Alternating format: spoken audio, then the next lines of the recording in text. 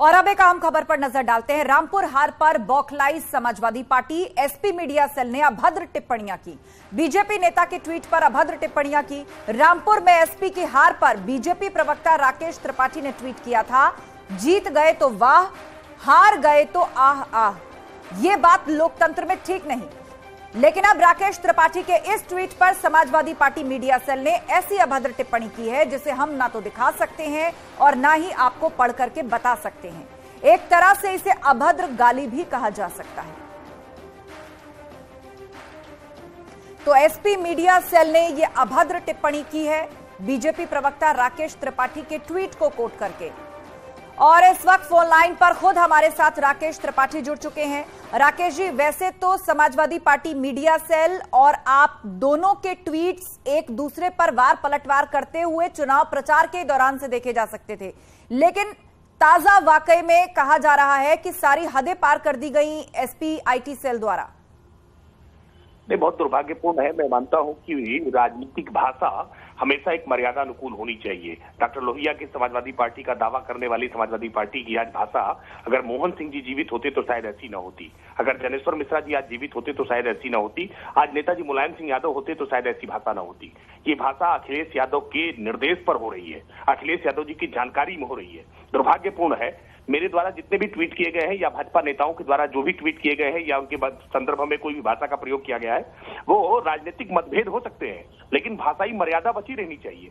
किसी के परिजनों के संदर्भ में जिनका राजनीति से कोई सरोकार नहीं है, मेरे वृद्ध माता पिता, मेरी पत्नी जो राजनीति में नहीं है, उनके संदर्भ में अगर टिप्पणियां की जाए, मैं मानता हूं ये किसी व्यक्ति से जुड़ा व्यक्तिगत मसला नहीं है, ये राजनीतिक विमर्श का मसला है। और इसको लेकर के पूरे आज समाज को निश्चित तौर पर देखना होगा कि समाजवादी पार्टी किस प्रकार की अराजकता पर आ गई है सामने।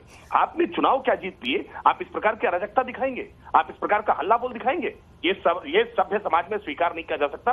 और इस पूरे मामले को लेकर के हम जनता की अदालत में, जनता के बीच में लेकर के जाएंगे कि समाजवादी पार्टी का किस प्रकार का गुंडा चरित्र सबके सामने निकल करके आ रहा है। ठीक है राकेश जी, और इस वक्त फोन लाइन पर हमारे साथ अभिषेक राय भी जुड़ गए हैं, समाजवादी पार्टी के प्रवक्ता। अभिषेक राय जी, लोकतंत्र में निश्चित रूप से इस तरह की भाषा स्वीकार नहीं की जा सकती। ओछी टिप्पणी करना, ऐसी बातें लिखना जो ना पढ़ी जा सकती ना बोली जा सकती है, लेकिन गाली के बराबर है।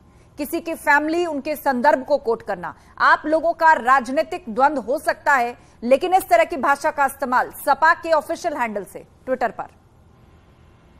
देखिए, ये इसके बारे में मुझे अभी ऐसी कोई जानकारी नहीं है, और जहां तक ऐसा है वो बिल्कुल मैं इस बात को से सहमत हूं कि राजनीति में असभ्य भाषा का इस्तेमाल नहीं होना चाहिए। लेकिन कहते हैं ना, भारतीय जनता पार्टी अपनी मर्यादा हमेशा लगातार भूलती चली जाती है। लोकतंत्र में उसका कोई विश्वास नहीं। आप रामपुर को ही देख लीजिए, किस तरह का गुंडा राज वहां पे चला है, पुलिस का गुंडा राज, शासन प्रशासन का गुंडा राज चला है।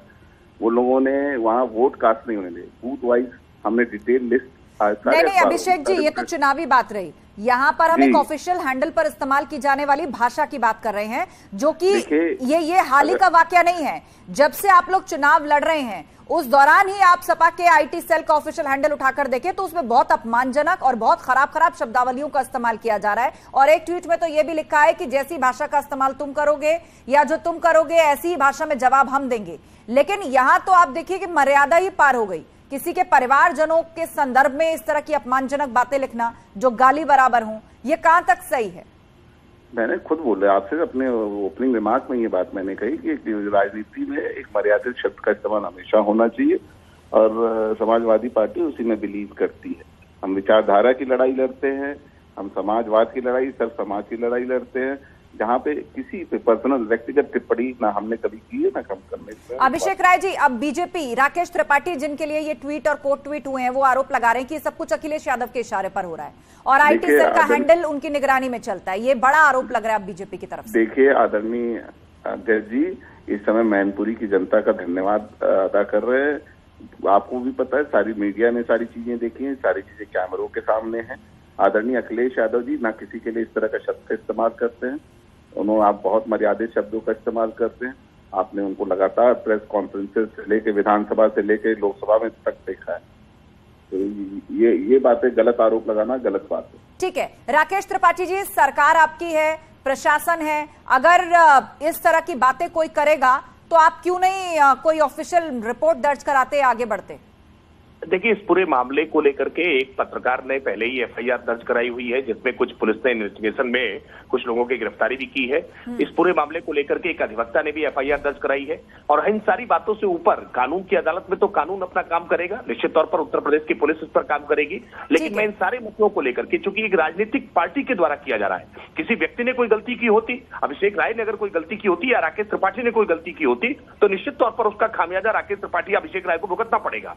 लेकिन जब गलती भारतीय जनता पार्टी की तरफ से की जाए या समाजवादी पार्टी की तरफ से की जाए, तो ये तो जनता की अदालत में जरूर तय होगा। चलिए ठीक है, राकेश त्रिपाठी, कुल मिलाकर भाजपा अब इसे मुद्दा बनाएगी। अभिषेक राय, आप खेद प्रकट कर रहे हैं, लेकिन बीजेपी इसको छोड़ना नहीं चाहती। अब राकेश त्रिपाठी की बातों से साफ लग रहा है कि जैसे अब इसका मुद्दा बनाया जाएगा और इस तरह हैंडल से अपमानजनक बातों का बार बार ट्वीट होना, कई दिनों से ट्वीट होना, एक एक नेता को टारगेट करके और इस तरह की भाषा लिखना, उसको अब जनता के बीच में ले जाने का बीजेपी मन बना रही है। बहरहाल आप दोनों का शुक्रिया इस खबर पर हमारे साथ चर्चा के लिए।